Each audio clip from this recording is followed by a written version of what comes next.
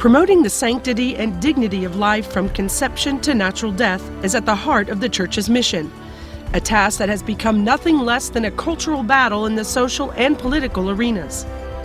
How can Christians serving in public life best be encouraged to defend the dignity of the human person?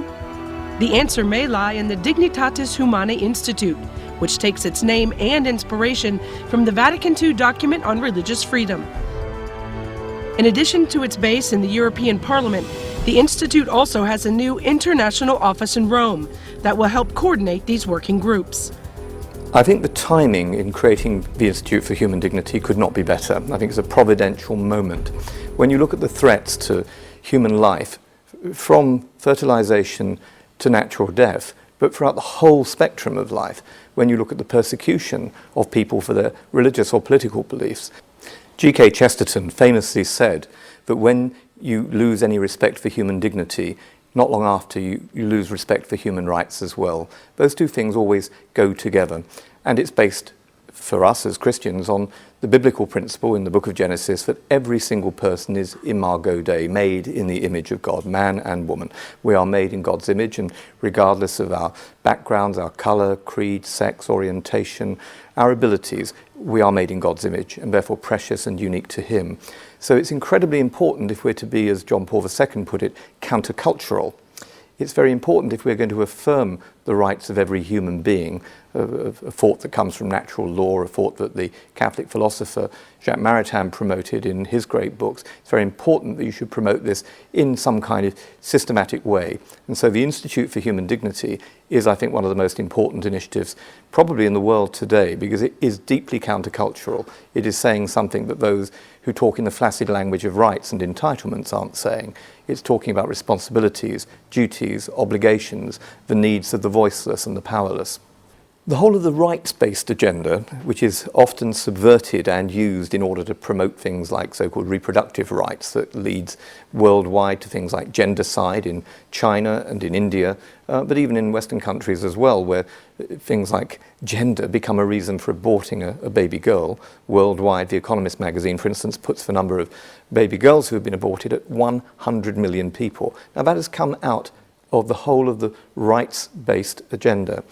Against that, we need to have something countercultural, and that is to assert the principle of human dignity. In 1948, it was after the awful horrors of Auschwitz, of the Holocaust, 6 million Jewish people, followed by homosexuals, by gypsies, by people who had mental illness or disabilities, and then by people because of their politics or their religious faith who were taken to the camps. It was as a result of that experience that the United Nations promulgated the Universal Declaration of Human Rights. Interestingly, one of the key articles of that is that everyone shall have the right to life, and how that's interpreted today beggars belief.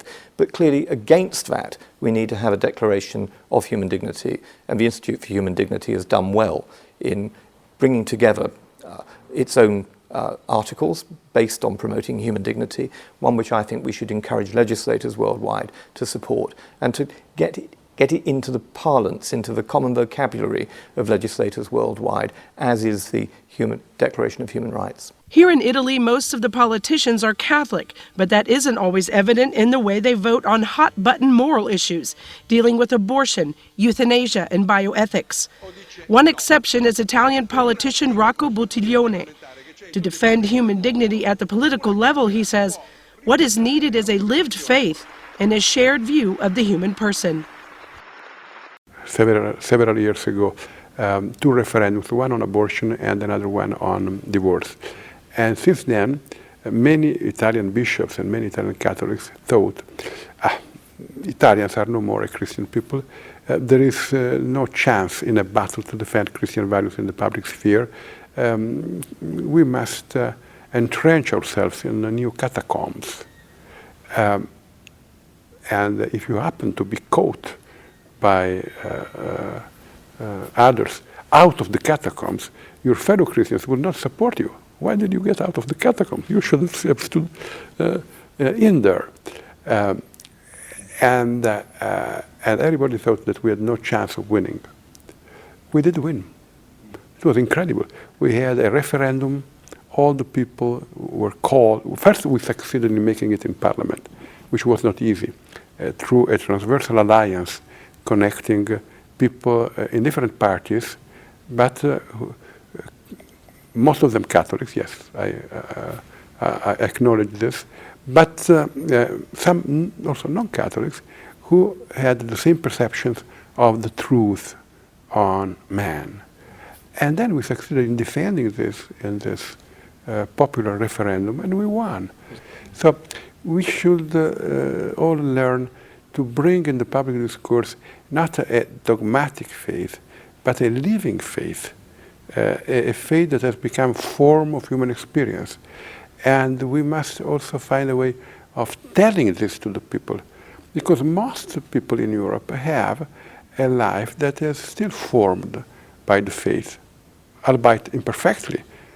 Also our life is formed by Christian faith only in a very imperfect way. You must find a language to let people understand what you are talking about, not only in politics, but also in politics. Cardinal Renato Martino is President Emeritus of the Pontifical Council for Justice and Peace and serves as Honorary President of the Institute. All declarations on human rights, he says, are nothing less than a recognition of the rights already given to us by God. I was attracted to be a part of this institute because the institute promotes the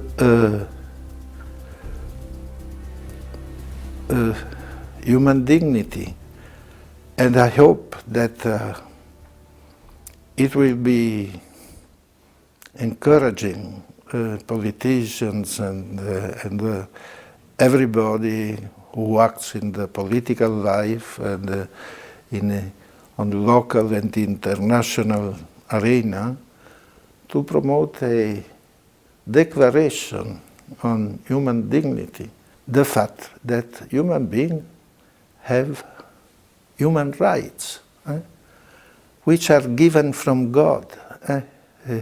All those declarations are recognition that